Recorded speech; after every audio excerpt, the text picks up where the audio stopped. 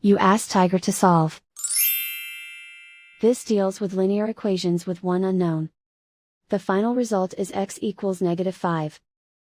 Let's solve it step by step. Simplify the expression. Expand the parentheses. Multiply the coefficients. Simplify the arithmetic. Expand the parentheses. Simplify the arithmetic. Group all constants on the right side of the equation. Subtract 90 from both sides. Simplify the arithmetic.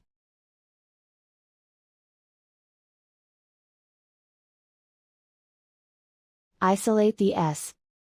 Divide both sides by 20. Simplify the fraction. Find the greatest common factor of the numerator and denominator. Factor out and cancel the greatest common factor.